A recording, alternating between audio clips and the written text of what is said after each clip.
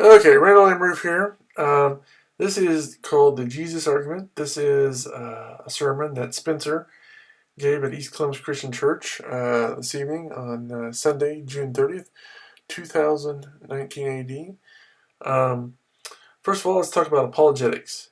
Apologetics is to defend your faith with evidence. And as you can see on the left side of the screen here, I went and looked it up to get the official dictionary definition. And it's reasoned arguments or writings in justification of something, typically a theory or religious doctrine. So that's what apologetics is. Pretty simple. Next thing I want to talk about is the fact that Jesus existed. Two things. Again, this is just going to be a brief overview.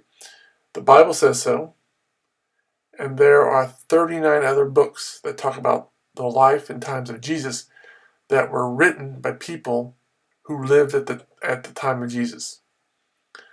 So, the second fact is Jesus claimed to be God. Mark chapter 14, verses 61 and 62. But Jesus remained silent and gave no answer. Again the high priest asked him, "Are you the Messiah, the Son of the Blessed One?" "I am," Jesus said, "and you will see the Son of Man sitting at the right hand of the Mighty One and coming on the clouds of heaven."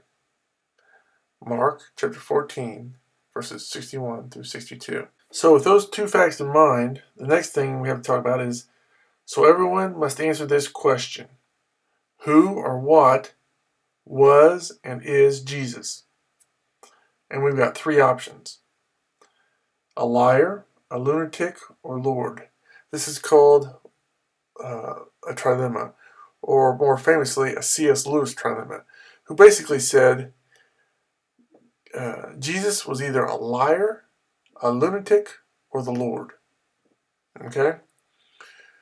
Um, so, how do we know that Jesus wasn't a liar?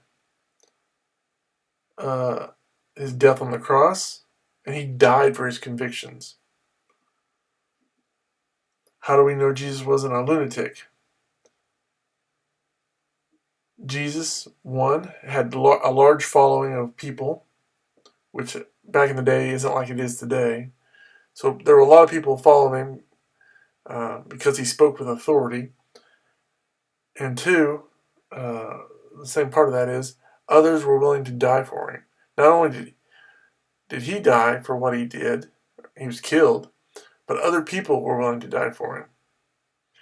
Secondly, um, modern psychologists who have studied the Bible um, and some of the other books written about Jesus that were, again, as we talked about earlier, the 39 other books that were written about Jesus by people who lived during the time of Jesus, um, say there was no sign of mental illness. Okay? So, with those two options eliminated, the only logical option left is Jesus is Lord. So the implications are Christianity is true, atheism is false, all other religions are false. So that's something to keep in mind. Now, one of the things I wanted to talk about, or we talked about, or actually Spencer talked about, and we listened, was the word excruciating, which is a word that means intensely painful, agonizing, extremely painful, severe, acute, intense, extreme, savage, violent, racking, searing, piercing, stabbing, raging, harrowing, tormenting, grievous, more dreadful, awful, terrible, unbearable, unendurable, more than one can bear, more than flesh and blood can bear. And one of the things I had never thought about or heard about, and I learned tonight at church, was the fact that excruciating is a word that was created to describe the pain of a crucifixion. Excruciating crucifixion.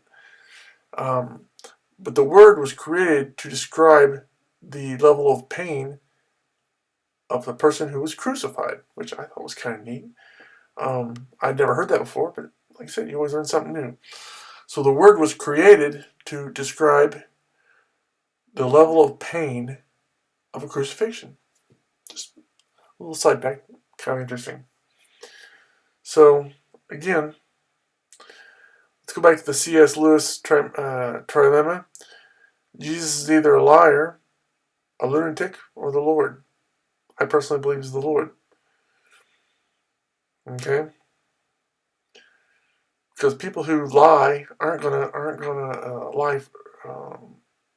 I mean, they might lie, but then when it comes to being crucified, they're not.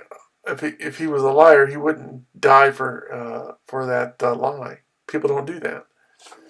If he was a lunatic and he's crazy, other people wouldn't be willing to die for him. If he was crazy, maybe he would be willing to die for a cause. If he thought he was a lunatic and he thought he was what he says, but then other people would not be willing to die. And yet there have been not only his disciples died for him and were killed for him, but a lot of other people over time have died for him. And so that's how we know he wasn't a lunatic. Plus the fact that modern psychologists who have read the Bible and read other books, again, no sign of mental illness. But I think the fact that Jesus had a large following, and not only that he had a large following, but other people have been willing to die for him. Maybe if he was a lunatic, he might die for a cause, but then other people wouldn't do it because they just wouldn't. So that proves he wasn't a lunatic. So he died for he was killed for his convictions. Other people have died for his convictions. So we know he's not a liar. We know he's not a lunatic. So what's left? He's Lord. And again, the implications are Christianity is true, atheism is false, and all other religions are false. So until next time, I'm Randall M. Roof saying thanks for watching. Have a good day. May God bless you. And remember, Jesus Christ is Lord.